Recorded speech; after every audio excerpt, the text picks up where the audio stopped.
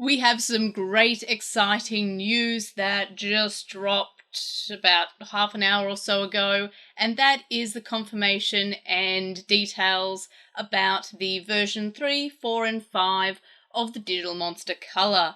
So let's go over everything that we now know about the new DMCs that were just announced for the rest of the Digimon original versions, that being 3, 4, and 5.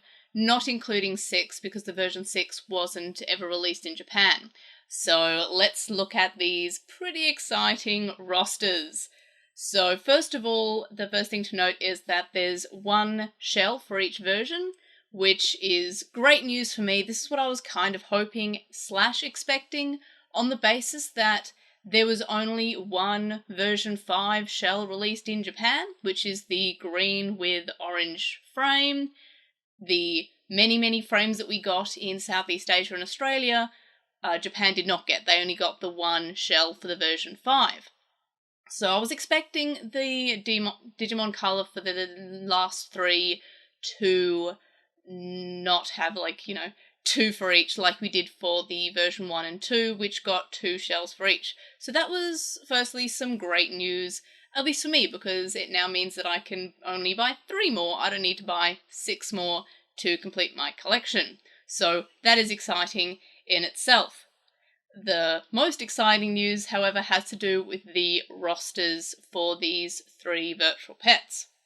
So, first of all, I'm kind of glad, and this is something that I've seen very conflicting opinions on, is that they have different mega level Digimon for these versions as the Digital Monster 20th did. So we don't have Puppetmon and we don't have Titamon like we did on the Digital Monster 20th. We have new, or not, they're not brand new Digimon, which is kind of a disappointment. I was hoping that we got one new mega for each, like Shinmonzemon, but these Digimon, however, are fairly surprising because they're ones I wouldn't necessarily expect but fit really well.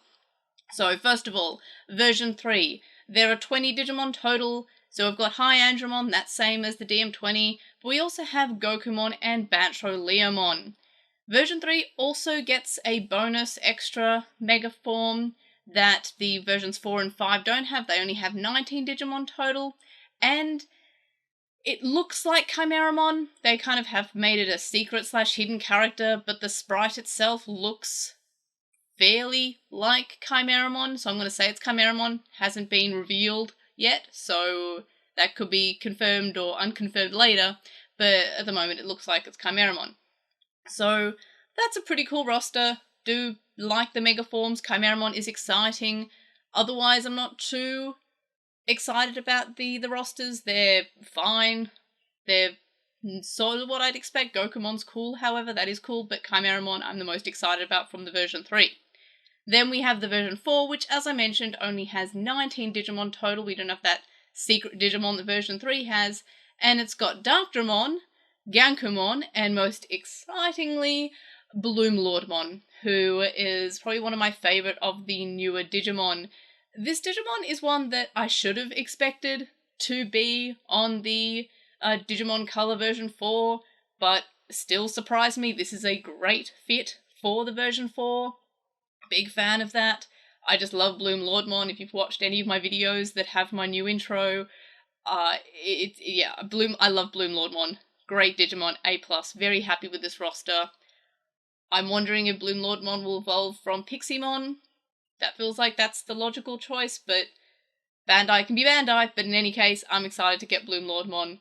Big fan. Also, yay, Bloom Lordmon on a virtual pet. Yay, that's great. Next, we have the version 5, which again has 19 total Digimon, and we have Mugendramon, which that's to be expected. That was the same as the DM20th.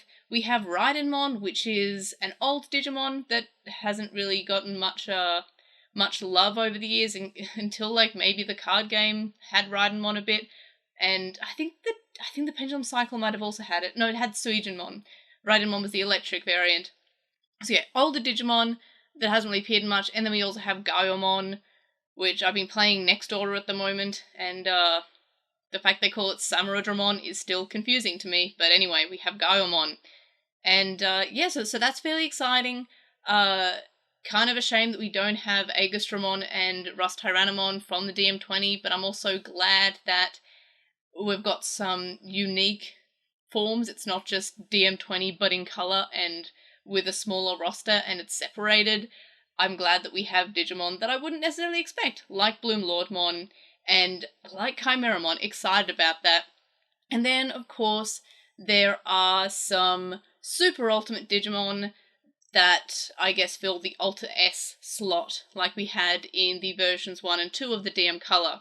So I'm not really sure about all of these because they've kind of been left in like a silhouette with a question mark. They're kind of like secrets and hiddens at the moment. But we get one for each version, which is kind of like we have with Ultra S, but still there could be more information coming out because we don't know the identities of these Digimon.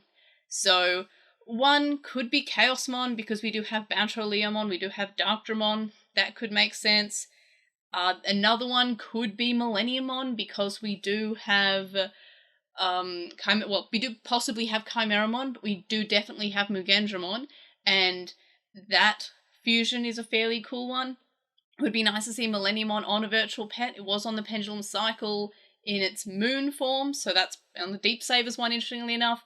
So that's pretty cool to have maybe Millenniumon. If that is Chimeramon, that feels like a logical choice, but I'm not sure about the other one. That one's more of an unknown. That could be, and would be very cool to be, an entirely new Digimon maybe. That would be cool. But otherwise, who knows? I'm very excited to find out though. Of course, if you're watching this from the future and the Digimon has been revealed, or even if Bandai decides to be Bandai and reveal it in like 3 hours from me recording this, I'm sorry, I can't see the future. That's all I know.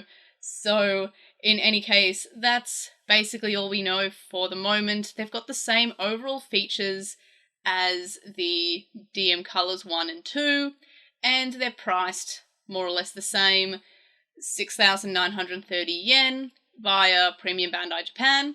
Of course, if you don't live in Japan, you won't be able to use Premium Bandai, so use a proxy like Buy or From Japan, or buy from Zen and TCG or Japan You Want. This video is not sponsored by anybody.